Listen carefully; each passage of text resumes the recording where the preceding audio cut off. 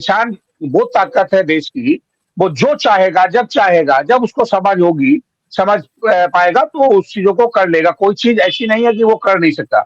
जब वो जी ज़मीन की छाती चीर कर अपनी फसल पैदा कर सकता है, तो करने के लिए वो कुछ भी कर सकता है। लेकिन एक ऐसा चक्रव्यूह में फँस गया है, किसान को फँसाया गया है कि अब धीरे-धीरे क्या कर रहे हैं, ये देखिए मंडियों की उपयोगिता इन्होंने कम करनी शुरू कर दी। ऐसा नहीं है कि किसान ने राजनीतिक पार्टियों पर कंट्रोल नहीं रखा।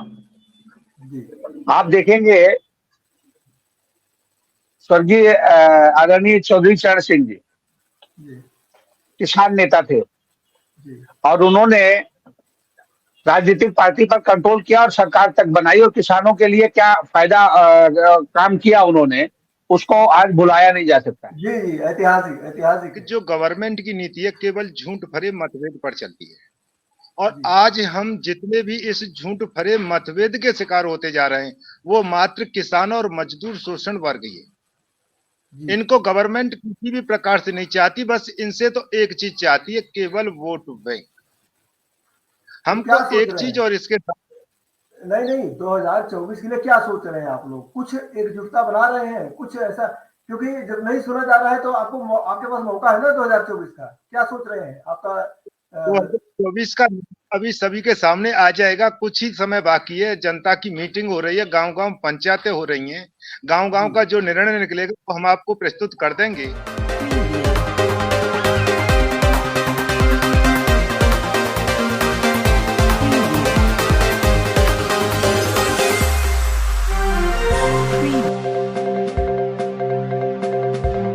नमस्कार, स्वागत है आपका। आप देखना शुरू कर चुके हैं इन्फोपोस्ट न्यूज। नमस्कार, स्वागत है आपका इन्फो पोस्ट न्यूज लाइव में। आज हम गन्ना किसानों की बात करेंगे और ये बात करेंगे 2024 का चुनाव चल रहा है, उसकी तैयारियां शुरू हो गई हैं। तो उसके लिए सभी वर्गों को, न केवल राजनीतिक दलों को अपनी तैयारी करनी चाहिए, समाज के सभी वर्गों को अपने मुद्दे लेकर के सामने आना चाहिए ताकि इस चुनाव में उनके मुद्दे जो है डिस्कस हो सके, सामने आ सके और सरकार, जो भी सरकार बने, वो उनको जो है गंभीरता से ले। इसलिए हम जो भी किसानों की समस्याएं हैं और नौजवानों की समस्याएं हैं, स्टूडेंट की समस्याएं हैं, जो भी खबर हमें नजर आती है उसको हम कवर करने की कोशिश करते हैं। आज किसानों की समस्या पर चर्चा करने से पहले हम जैसा कि हर बार करते हैं, उससे संबंधित एक खबर देखेंगे, खबर में क्या चल रहा है और उस खबर से डिस्कशन को हम आगे बढ़ाएंगे। तो सबसे पहले हम उस खबर को देखते हैं। उत्तर प्रदेश में गन्ना किसान बड़ा आंदोलन खड़ा कर सकते हैं। भारतीय किसान यूनियन असली के पदाधिकारी प्रदर्शन भी कर चुके हैं। किसान गन्ना मूल्य घोषित करने की मांग कर रहे हैं। राज्यपाल और मुख्यमंत्री को संबोधित ज्ञापन भी दिया जा चुका है। जल्द ही समस्याओं का समाधान नहीं हुआ तो सरकार को उग्र आंदोलन का सामना करना पड़ सकता है। किसानों का कहना है कि पेराई सत्र शुरू होने के 3 महीने बाद भी सरकार ने गन्ना मूल्य नहीं बढ़ाया है।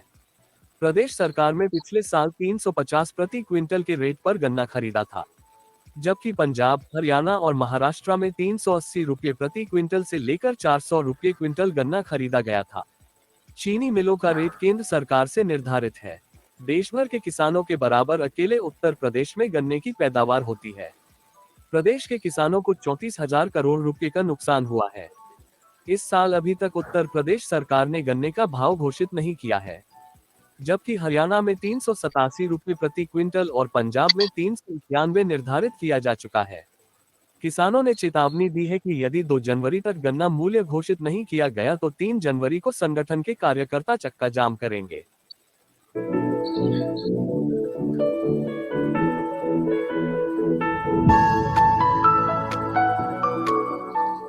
तो राघवेंद्र जी, आपसे सवाल ये है कि आपका जो गांव का इलाका जिधर है, क्या वहाँ गन्ने की खेती होती है? गन्ने की क्या स्थिति है वहाँ हमारा की? जो होम टाउन है वो हरदोई डिस्ट्रिक्ट में है जी और वहाँ पर गन्ना बहुतायत संख्या में होता है जी और चीनी मिल भी 2 से 3 की संख्या में है हरदोई में।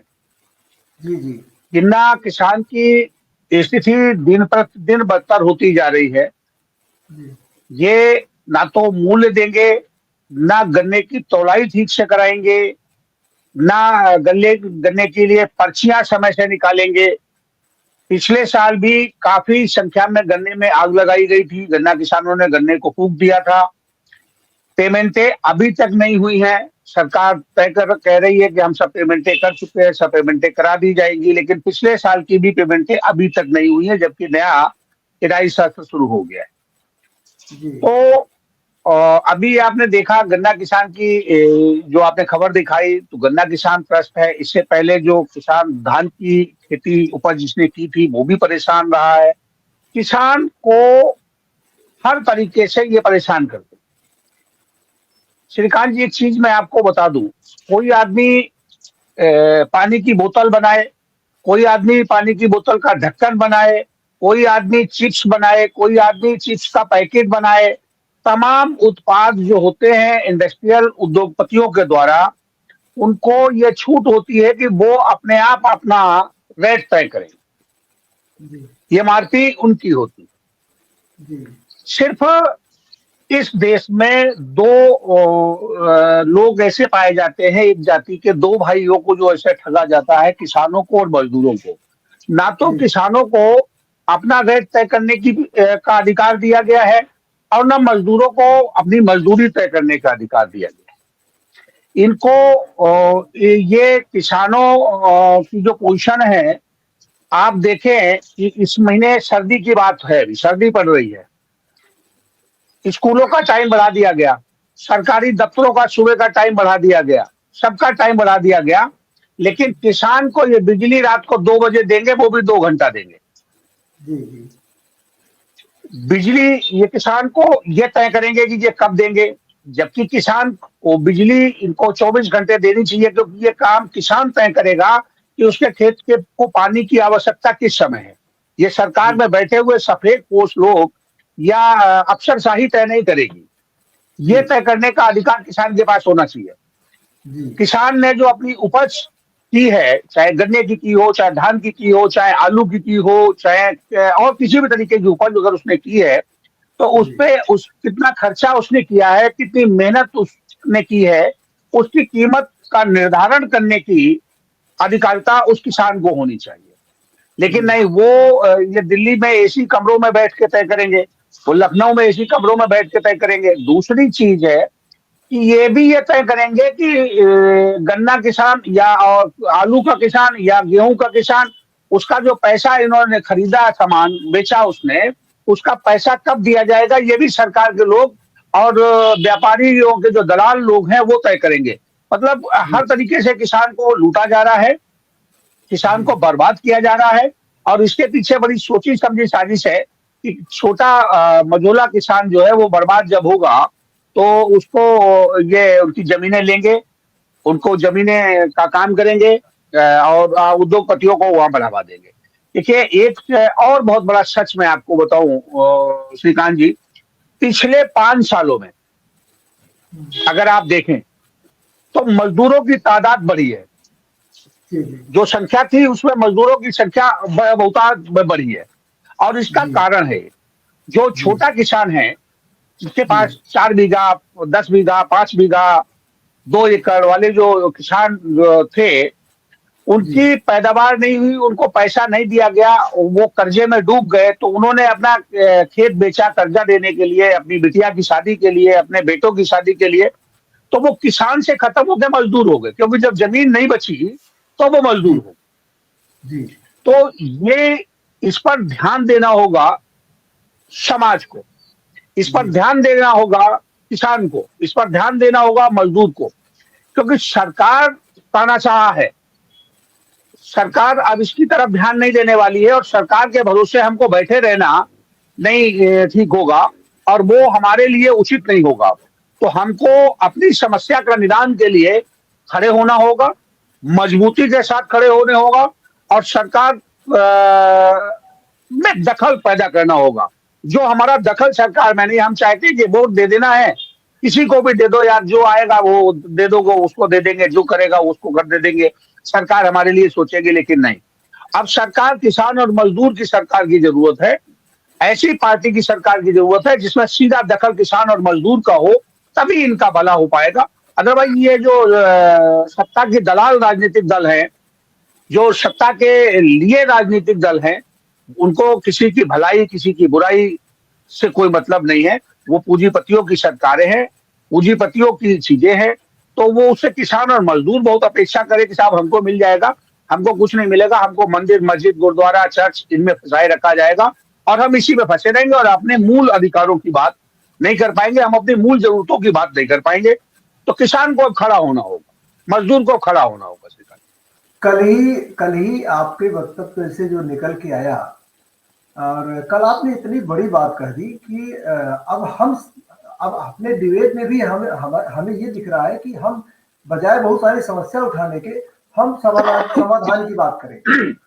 और जो आपने कहा था कि समाज के सारे तबकों को एक मंच पे आना चाहिए, इस संदर्भ में आपको एक मैं उदाहरण बताना चाहता हूँ कि आप जो आइडिया दे रहे थे कैसे सफल हो सकता है और कितना मजबूत आइडिया है।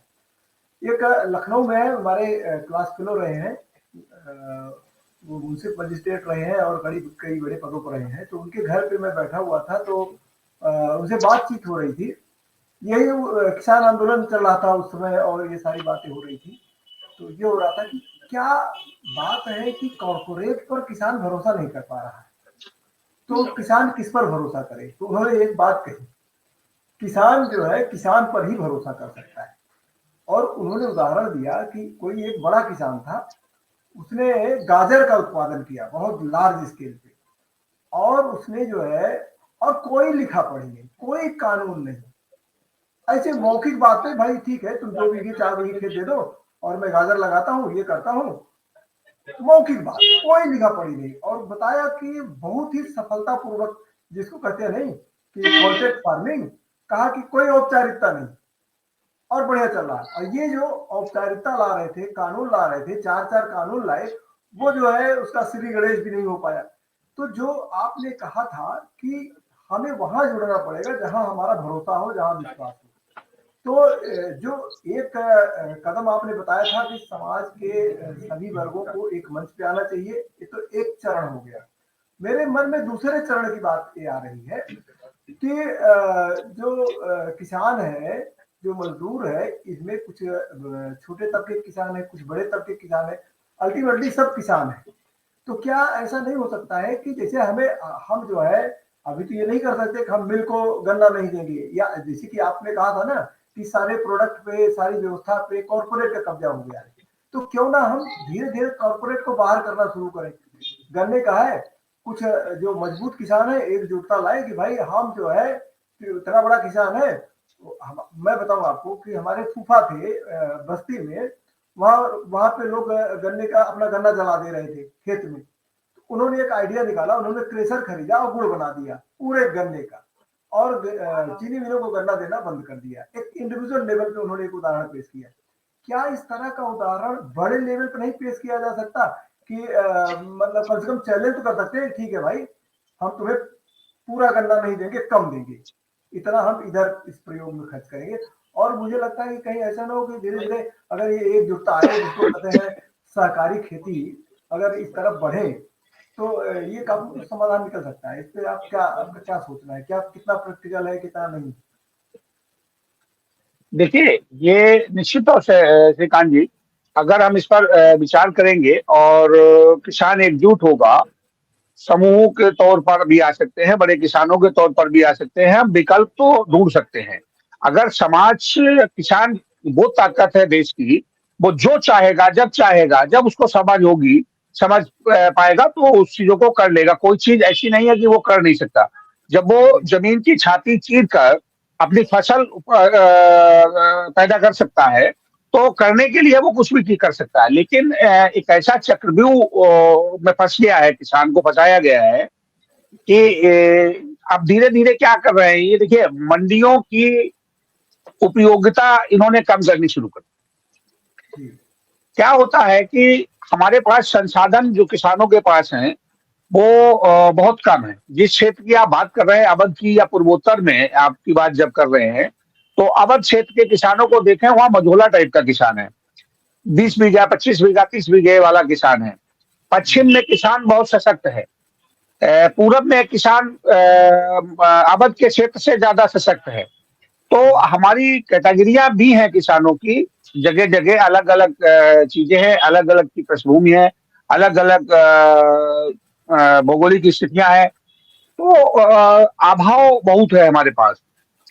अब उस चीजों को दूर करने के लिए हमको एक मंच पर, जो हमने कल भी कहा था, कि एक मंच पर आना पड़ेगा और हमको अपने किसानों को भी ये बात समझानी पड़ेगी कि हमारी जो फसल है, हमारे जो उत्पादन है, उसको हम अपने हिसाब से तय करेंगे और कैसे करेंगे, और सरकार को इसकी छूट देनी होगी, देनी चाहिए कि हम अपनी उपज का रेट खुद तय करें, तभी हमारा जी हो सकता है। देखिए, प्रोडक्ट अगर हम मान लीजिए, जैसे आपने कहा कि क्रेशर बनाया और गुड़ बनाया, गुड़ तो हम बना सकते हैं, गुड़ बन भी रहा, बन भी जाएगा, लेकिन हमें व्यवस्था तो चाहिए ना उसको बेचने के लिए।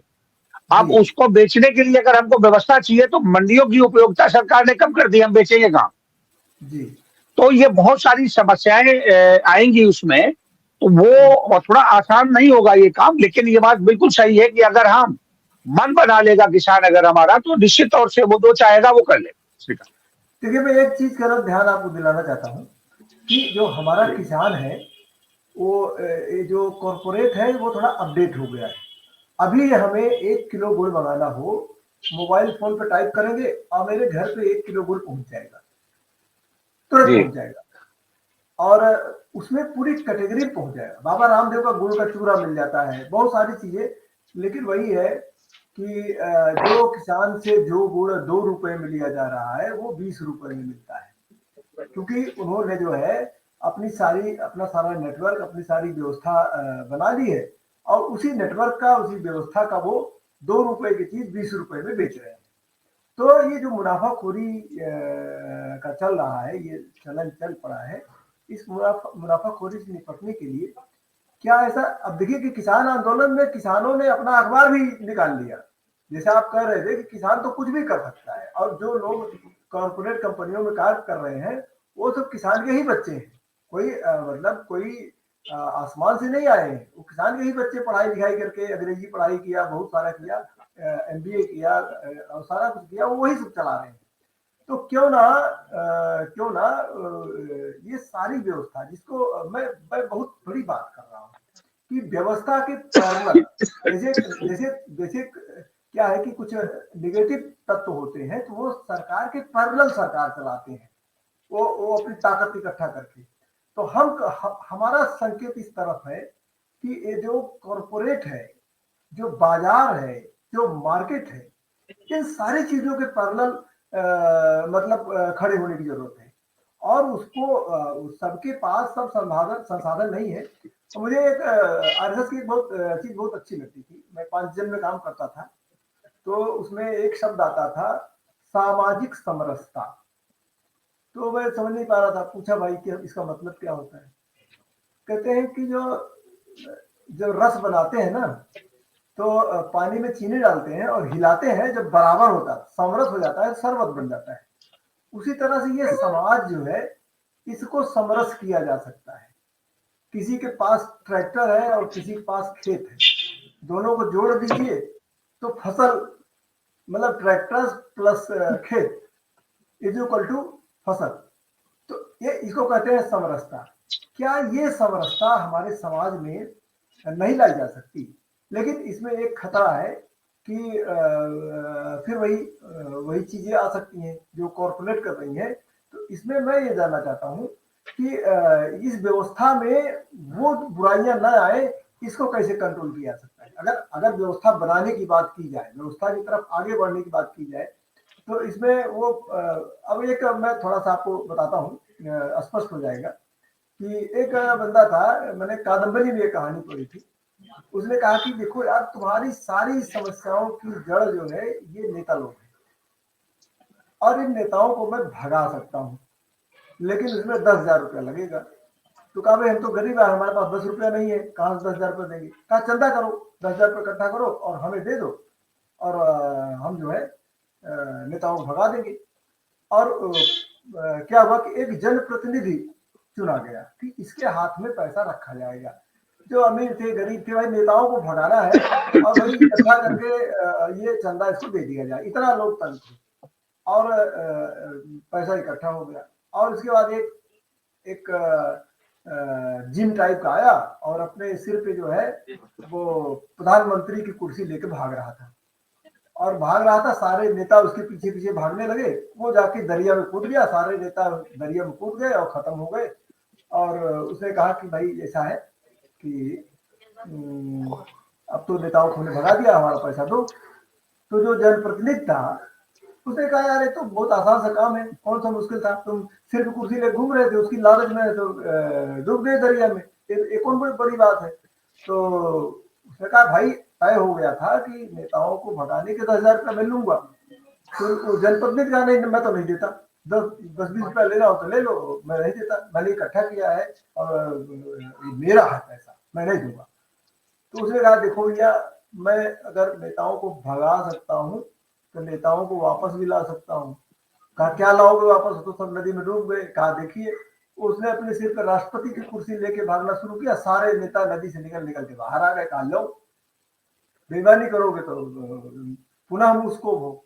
तो कहने का मतलब ये है कि ये जो है उसमें था कि दादी जो है अपने बच्चों को कहानियां सुना रही थी, तो बच्चा बड़ी मासूमियत से कहा कि दादी जनप्रतिनिधि ने क्यों गलती किया, जनप्रतिनिधि ने गलती नहीं किया होता तो आज इतने दुष्ट नेता हमारे सामने नहीं होते। तो दादी मायूस होकर बोलती हैं बच्चे हमारे जनप्रतिनिधि ही गलती किए हैं हमेशा। तो मेरा ये कहना है कि हम अगर इससे इतर कोई जनप्रतिनिधि तैयार करें तो उस पर कंट्रोल लगाने का क्या उपाय हो सकता है। एक मतलब कह सकते हैं कि एक हाइपोथेटिकल प्रश्न है, लेकिन फिर भी ये प्रश्न जो है डिस्कस किया जा सकता है। देखिए श्रीकांत जी, ऐसा नहीं है कि किसान ने राजनीतिक पार्टियों पर कंट्रोल नहीं रखा। आप देखेंगे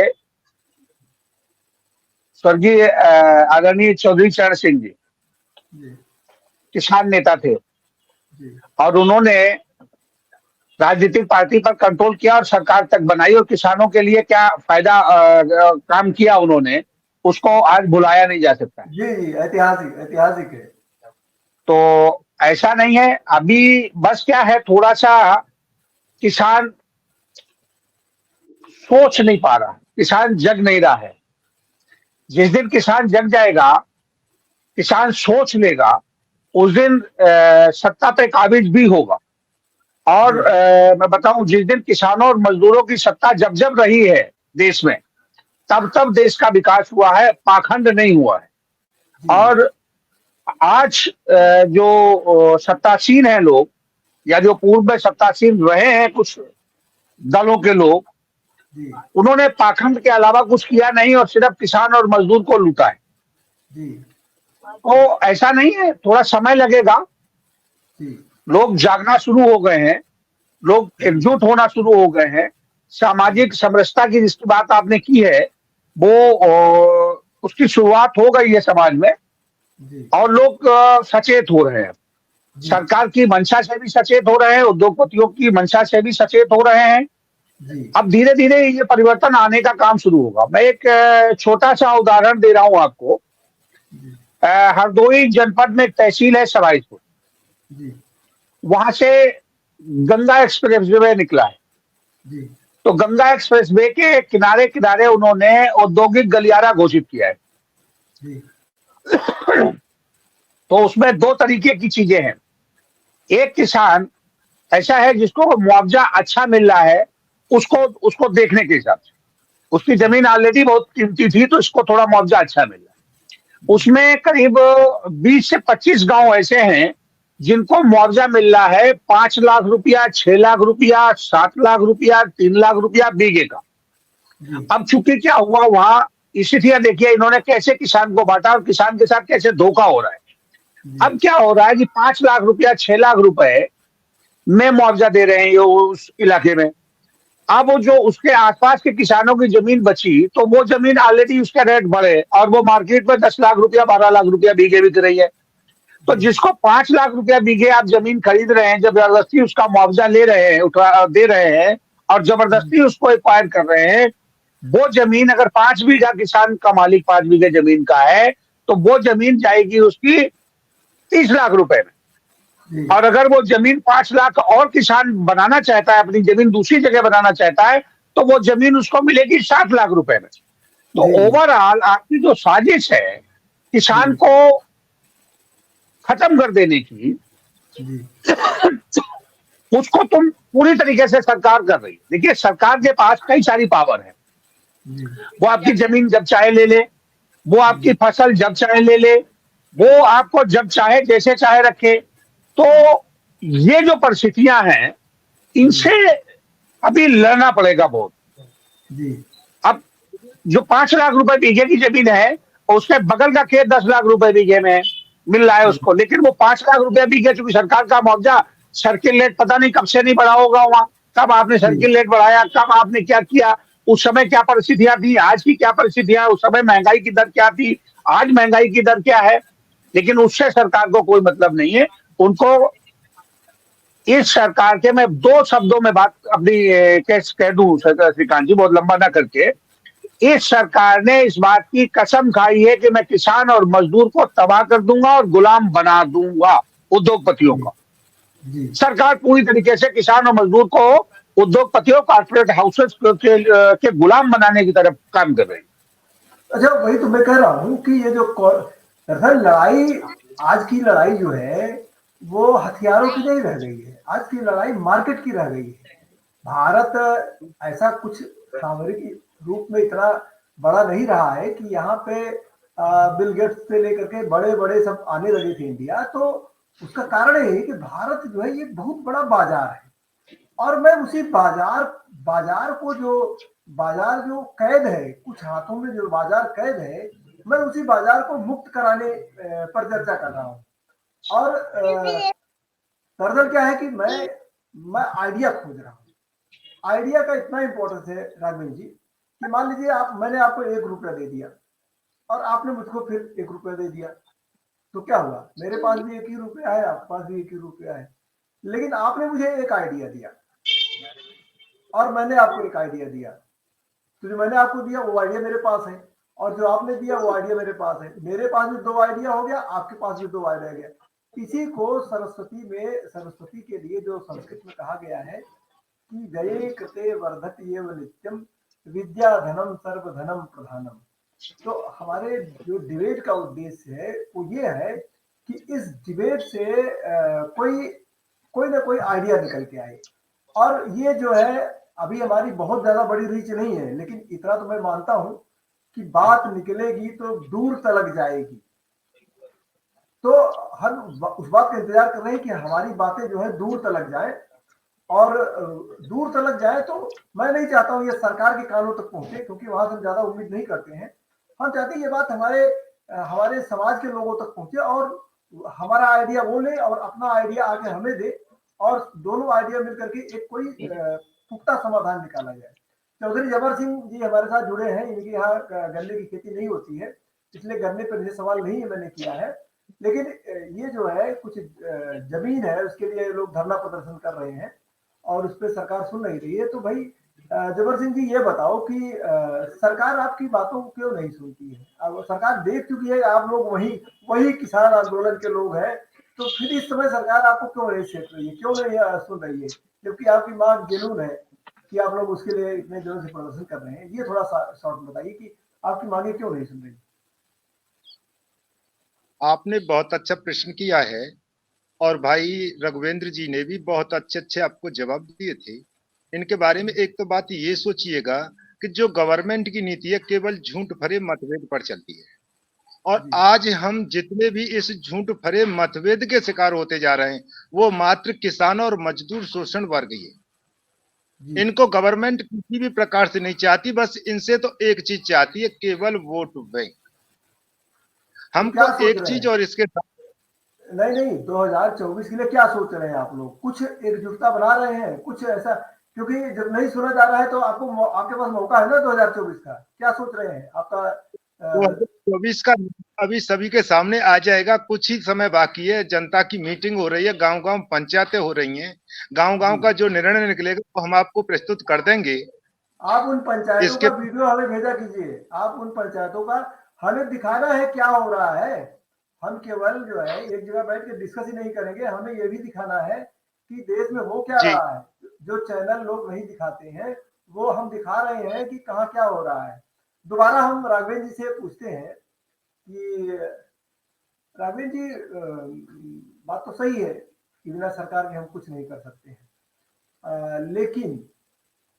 लेकिन बात यह है कि करना पड़ेगा। तो हम आज वीडियो इसलिए छोटा रख रहे हैं कि हमारे वीडियो से एक आइडिया निकले, एक आइडिया लोगों को समझ में आ जाए। क्योंकि हम ज्यादा बड़ा इसलिए वीडियो नहीं कर रहे हैं कि हम चाह रहे हैं कि रोज हमारे डिस्कशन से एक आइडिया निकले और आगे वो इम्प्लीमेंट हो। आइडिया सोचने से ज्यादा इंपॉर्टेंट है वो इम्प्लीमेंट होना। तो ये मैं आपसे इम्प्लीमेंटेशन पे सवाल कर रहा हूँ कि ये जो मार्केट है, इस मार्केट के पैरेलल एक एक चाहे छोटा ही प्रयास हो, छोटा ही दिया जले, वो कैसे इम्प्लीमेंट किया जा सकता है, कैसे मार्केट के पैरेलल मार्केट खड़ी की जा सकती है, ये मैं आपसे पूछना चाहता हूँ। देखिए श्रीकांत जी, ये बहुत बड़ा प्रश्न है और बहुत इसको बड़ा आसानी से इसका जवाब छोटे शब्दों में नहीं दिया जा सकता। क्या है कि गवर्नमेंट ने एक मकर जाल बनाया है जी जिसमें फंसाया गया है मजदूर को और किसान को।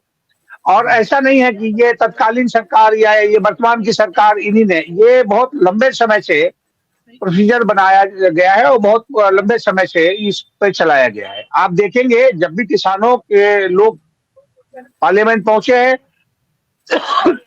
या सरकारों का गठन किया है, उन सरकारों के साथ इन उद्योगपतियों ने क्या किया है, इन कारपोरेटों ने क्या किया है। हमको जातीय धर्म पर बांटा गया है। जो हम बाजार पे कब्जा करने की जब बात करते हैं तो हमको सबसे पहले लड़ना होगा ये जो राजनेताओं द्वारा ये जातीय मकड़जाल जो डाला जा रहा है, पैदा किया गया है, इसको तोड़ना होगा।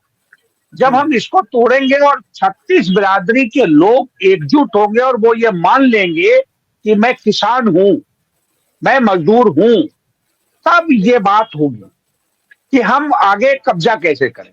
अभी तो हमको जातियों में, मंदिर मस्जिद में, तमाम तरीके की चीजों में फंसा दिया गया है। किसान में बंटवारा कर दिया गया है कि भाई ये गन्ना किसान है, ये आलू किसान है, ये सरसों का किसान है, ये सब्जी पैदा करता है, ये बागान आम का फसल पैदा करता है। तो ये चीजें बहुत जबरदस्त। अब इसमें ऐसा नहीं है कि तब्दीली नहीं आई। अगर आप देखेंगे तो नए बच्चे जो पढ़ लिख के नौकरियां कर रहे थे वो वापस एग्रीकल्चर खेती में आना शुरू कर दिया है। जी जी, वो अब आप देखें कि वो परंपरागत जो खेती थी आपकी, उससे हटकर खेती करने का काम कर रहे हैं। लेकिन अभी भी समस्या क्या आ रही है कि वो जो अपना उत्पादन करते हैं उसको बेचे कैसे और बेचा कहां जाए। क्योंकि जो बेचे, हमारे साथ दो समस्या है। एक तो हमको पैदा करने में समस्या है, अगर हम पैदा कर लेते हैं तो फिर दूसरी समस्या हमारे सामने आती है कि हम उसको बेचे कहां, क्योंकि वहां पैदा करने पे भी कारपोरेट का कब्जा है, बेचने पर भी कारपोरेट का कब्जा है। और जो हमारी बड़ी ताकत है, सरकार ने कारपोरेट की ताकत को इकट्ठा करने का काम किया है और सपोर्ट करने का काम किया है। हमारी ताकत को सरकार ने बांटने का काम कर दिया है और हमको कमजोर करने का काम। पूंजीवाद और समाजवाद दोनों चीजें कभी साथ साथ नहीं दे सकती है। दोनों नदी के दो किनारे हैं जो साथ नहीं आएंगे। लेकिन क्या इसमें है, इसमें सरकार ने और गहराई को पैदा कर दी, जातीय द्वेष पैदा कर दिया हमारे बीच में। कोई राजपूत जाति का अगर आदमी है, वहां पर कोई जाट जाति का आदमी है तो उससे उसको लड़ा दिया, गुजर को लड़ा दिया, जाटव को लड़ा दिया, यादव को लड़ा दिया, तमाम चीजें ये पैदा कर दी। तो हम एकजुट नहीं है। कारपोरेट को सरकार एकजुट कर दिया और कारपोरेट को पूंजी भी दे रही है अपना सपोर्ट भी दे रही है उनको, और तमाम जो सरकार के संसाधन है उनका लाभ भी उनको मिल रहा है। हमको ये बिजली नहीं देंगे, हमको ये पानी नहीं देंगे, हमको ये बाजार नहीं देंगे, हमको ये खाद नहीं देंगे, हमको ये बीज नहीं देंगे, मतलब तमाम तरीके की चीजें जो हैं। अब हमको ट्रैक्टर खरीदना है, ट्रैक्टर के लिए कल्टीवेटर खरीदना है, तो हमको उसी उसी व्यापारी, उसी मुनाफाखोर के पास जाना है। उसकी सीधी कोई मार्केट हमारे पास नहीं है। इन चीजों का भ्रम टूटेगा। धीरे धीरे ये परिवर्तन समाज में आने लगा है। धीरे धीरे किसान इस चीज को समझ चुका है कि किसान सिर्फ किसान है। किसान यादव, जाट, गूदर, ठाकुर, पंडित या गड़िया या और जातियों का नहीं है। किसान सिर्फ किसान है। तो किसान जब ये बात समझ लेगा श्रीकांत जी, और इस पर हमारे जो किसानों के नेता हैं, हमारे जो किसानों की अगुवा है, हमारे किसानों में जो जागरूक लोग हैं, जो पढ़े लिखे नौजवान हैं, वो इस चीज को अब आगे बढ़ाने का काम कर रहे हैं। और बढ़ाएगा, देखिए थोड़ा समय तो लगेगा, लेकिन ये चीजें, ये भ्रम टूटेगा जरूर, और टूटेगा जरूर। और किसानों और मजदूरों का देश की सत्ता में बड़ा दखल होने वाला है, ये बात कहें। हम, मैं मानता हूं कि 2024 में नहीं हो सकता ना हो, लेकिन 2024 में नहीं होगा तो 2029 में होगा, 29 में नहीं होगा तो 34 में होगा, लेकिन जी होगा जरूर। अब बहुत लंबा समय नहीं है। हर आदमी त्रस्त हो चुका है। हर आदमी इनके फरेब से, इनके झूठ को धीरे धीरे समझने लगा है। और श्रीकांत जी, गांव में कहावत है कि काठ की हंडी बार बार तो नहीं चढ़ा करती, जी जी। उसका राघवेंद्र एक जी, समय होता है। राघवेंद्र जी, आपसे बात करते करते मैं आपको बताऊं कि मेरे जी दिमाग में 1000 आइडिया कुल बुला रहे हैं, 1000 आइडिया कुल बुला रहे हैं। लेकिन जी मैंने ये संकल्प किया है कि एक वीडियो में सिर्फ एक आइडिया दूंगा। तो इसलिए हम जी अंतिम बात आपसे करना चाहते हैं, अंतिम टॉपिक आपसे जी डिस्कस करना चाहते हैं, इसके बाद इसका समापन करेंगे। और आता हूँ, आपके पास आता हूँ। मैं वैसे इतिहास का विद्यार्थी बहुत कम पीरियड में रहा। बीए मैंने एंशिएंट हिस्ट्री लिया था, लेकिन इतिहास में मेरी बड़ी रुचि रही। एक बार मैं पढ़ रहा था तो मैंने सोचा कि जो आक्रांता आते थे तो हमारे मंदिरों को क्यों तोड़ देते थे। फिर हुआ कि भाई कि वो हिंदुत्व को फंस गई। तो मुझे मुझे इसका जवाब नहीं मिलता कि क्या होता है यार। मंदिर है, बना रहने दो। अब रावण देखिए, रावण ने जो है विभीषण का अलग भिन्न मंदिर, हर मंदिर का भिन्न बनावा, उसने बनाने दिया ये। लेकिन अब मुझे अभी अभी आइडिया आया है कि जो हमारे जो मंदिर होते थे वो मीडिया होते थे। हमारा मीडिया नहीं था, वही हमारा मीडिया था। वहां पे सब इकट्ठा होते थे, इतने सारे त्योहार हैं और गैदरिंग होती थी, और पुरोहित बोल देता था ये करना है। आक्रांताओं को लगा कि ये इनका ये मीडिया है, पहले मीडिया को खत्म करो। तो वही चीज हमारे देश के साथ हुई। इन्होंने पहला काम किया, मीडिया को खत्म कर दिया। लेकिन सौभाग्यवश सोशल मीडिया आ गया जिसमें कोई खर्चा नहीं है, मेरे जैसे बहुत सारे लोग सक्रिय हो गए। अगला कदम सरकार उठा रही है कि उसको, अगर सरकार किसी चीज से डरती है तो मीडिया से डर रही है कि इस मीडिया के पैरेलल किसान के पैरेलल किसान आ जाएगा तो वो दूसरा कुछ खड़ा कर देगी। लेकिन एक मीडिया एक ऐसी चीज है कि अगर मीडिया के पैरेलल मीडिया खड़ा हो गया तो फिर सरकार का जो है मतलब सारी शक्तियां शून्य हो जाएंगी।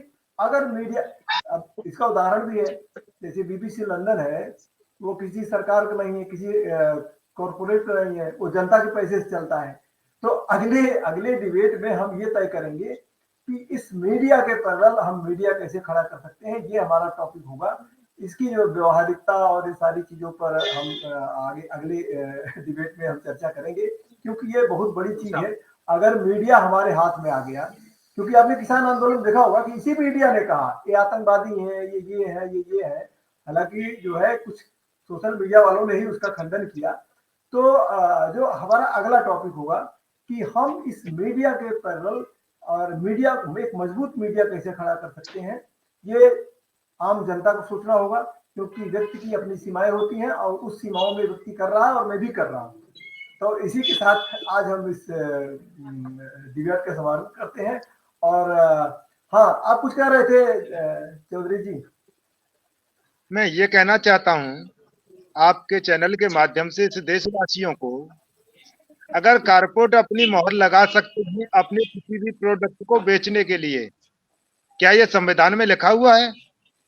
क्या ये संविधान के द्वारा कार्य कर रहे हैं? क्या इनकी नीति बिल्कुल सत्य है? किसान जो भी कार्य करता है, गीता में भी कहा गया कि दूसरे नंबर का भगवान अन्नदाता किसान कहलाता है, वो चाहे किसी भी जाति या समुदाय वर्ग से क्यों ना हो। जी जी आज हम किसान हैं, हर चीज से परेशान है क्योंकि हम में एकता नहीं है, हमारी यूनिटी को नष्ट कर रखा है। अभी अभी हमारे बड़े भाई साहब ने कहा था, राघवेंद्र जी को अन्य चीजों में बांट रखा है। नीति एक और है कि हम 3 बंदर बने बैठे हैं महात्मा गांधी। इन बंदर शब्दों को सोचना होगा, हर मनुष्य को सोचना होगा और समझना होगा और कार्य करते वक्त देखनी होगी। चौधरी जी, कोई भी ये जो संविधान बांटने में, ये चौधरी जी ये जो बांटने में सफल हो जाते हैं ना, ये बांटने में जो सफल हो जाते हैं उसका एकमात्र कारण है कि मीडिया पे इनका पूरी तरह कब्जा है। और जिस दिन मीडिया हमारे हाथ में आ गया, जिस दिन जनता का मीडिया खड़ा हो गया, उस दिन ये जनता जिसकी चाहेगी सरकार बनवाएगी और जो चाहेगी वो इस सरकार से करवा लेगी। सरकार बदलने की जरूरत ही नहीं पड़ेगी। जिस दिन मीडिया, जनता का मीडिया कोई खड़ा हो गया, अभी इंडिया में ऐसा कोई मीडिया नहीं है, लेकिन ब्रिटेन में है, वो BBC लंदन है, वो जो है अपनी सरकार के खिलाफ भी वो छाप देता है, कोई डरता नहीं है। तो जरूरत है कि जनता का मीडिया खड़ा हो। और ये इस टॉपिक पे कल हम डिस्कस करेंगे। और कुछ मीडिया के लोगों से मैं संपर्क कर रहा हूँ, निशिकांत ठाकुर, जिन्होंने कि दैनिक जागरण को बहुत बढ़िया से चलाया, उनसे कल मेरी बात हुई, वो मुंबई में है और कोशिश करूंगा उनको मुंबई से जोड़ूंगा कि वो दैनिक जागरण को कैसे नंबर 1 बनाए, उनसे भी आइडिया लूंगा, आइडियाज को शेयर करूंगा। और मेरा तो ये है कि पहली बात ये होगी कि मीडिया जो है पैरेलल मीडिया खड़ा हो, उसके बाद फिर इनकी चाल नहीं चल पाएगी, क्योंकि अपनी चालें ये मीडिया के जरिए चलते हैं। तो उसका प्रतिकार करने के लिए सबसे पहले इस देश और समाज का अपना मीडिया होना चाहिए। इस पर कैसे होगा, क्या होगा, कल राघवेंद्र जी से भी चर्चा करेंगे। और मीडिया के लोगों से भी मेरा संपर्क चल रहा है कि जो मीडिया मैनेजमेंट जानते हैं उनसे भी जानेंगे। और हमें जो है एक मशाल जलानी है, दीपक जलानी है, हम दीपक जलाएंगे तो उजाला जरूर होगा। इस उम्मीद के साथ आज हमें दे इजाजत। कल फिर हम इसी तरह से हाजिर होंगे और कुछ नया डिस्कस करेंगे। तब तक के लिए धन्यवाद। नमस्कार।